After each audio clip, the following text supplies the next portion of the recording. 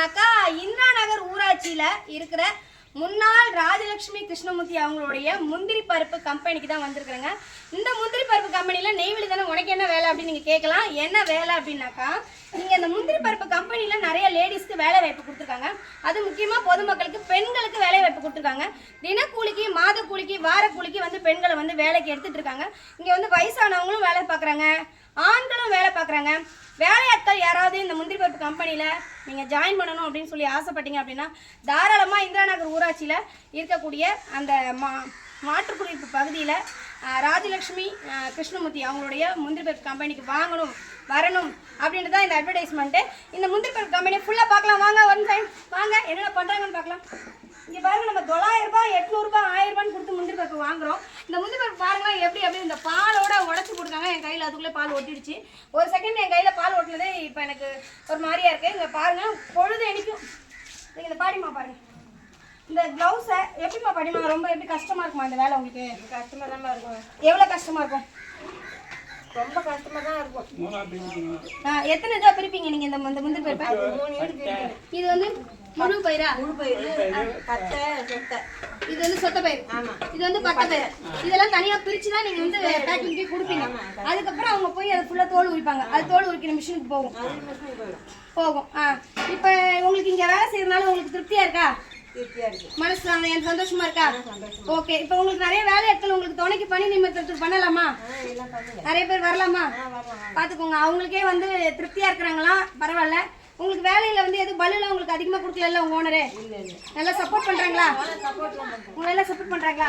அன்னைக்கு உங்களுக்கு சம்பளம் வந்துருமா பாட்டிமா? இல்ல அது ஒரு வார சம்பளமா? ஓகே. பாருங்க ஐயா கூட பாருங்க, வயசான காலத்துல இப்போ உங்களுக்கு எத்தனை பசங்க ஐயா? ஒரு பொண்ணு 2 பையன். அவங்க வந்து பாருங்க உழைச்சி சம்பாரிச்சு சாப்பிடணும். என்னதான் பசங்க சம்பாரிச்சு கொடுத்தாலும் நான் உழைச்சி சம்பாரிச்சு சாப்பிடணும்னு சொல்லி தாத்தா வந்து நான் சம்பாரிச்சு சாப்பிட்டுட்டு இருக்கோமா, என் பேர பிள்ளைங்களுக்கும் செஞ்சுட்டு இருக்கேன் அப்படின்னு சொல்லி சொன்னாரு. நான் வந்த உடனே ஸோ அதனாலதான் நான் ஐயா வந்து முதல்ல காட்டுறேன். இப்போ அந்த மிஷினில் வச்சு அடிச்சு காட்டுங்க ஐயா. பாருங்க, கிட்ட வாங்க, அப்படியே ஜூம் பண்ணி காட்டுங்க எப்படி உடைக்கிறாங்க. நீங்க பாருங்க, நீங்க பண்ணுங்க. இங்க பாருங்க, கொஞ்சம் மிஸ் ஆனாலும் விரல் மாட்டிக்கலப்பா. மாட்டி. ஆமா, கொஞ்சம் ஜாக்கிரதையா பண்ணுவாங்க. அப்ப நாங்கள் ஆஸ்பத்திரி போகணும். இங்கே பாருங்க நிறைய லேடிஸ் வேலையில் இருக்காங்க. ஸோ நான் எல்லாரும் லேடிஸ் எல்லாம் காட்டல, அவங்களுடைய வேலைகளை மட்டும் காட்டுறேன். பாருங்க நிறைய மிஷின் போட்டு பண்ணிட்டு இருக்காங்க. இதெல்லாம் வந்து தர குடிச்சிட்டு இருக்காங்க. அப்புறம் இங்கே பாருங்க நிறைய மிஷின் இருக்குங்க. 1-2 மிஷின்லாம் நிறைய மிஷின் இருக்கு. ஸோ வேலையாட்கள்லாம் தயவுசெய்து வரலாம். நிறைய பெண்களுக்கு வேலை வாய்ப்பு இருக்கு, ஆண்களுக்கும் வேலை வாய்ப்பு இருக்கு. முக்கியமாக 18 வயசுக்கு மேலே உள்ளவங்க தான் வேலைக்கு வரணும், அதையும் சொல்லிடுறேன். இது வந்து இப்போ இந்த பயிர் உடைக்கிற மிஷின். இப்போ இந்த அக்காங்கெல்லாம் கொஞ்சம் ரெஸ்ட் எடுத்துக்கிட்டாங்க. ஸோ அதனால் வாங்க மிஷினை மட்டும் நம்ம பார்ப்போம். இத்தனை மிஷின் இருக்கு.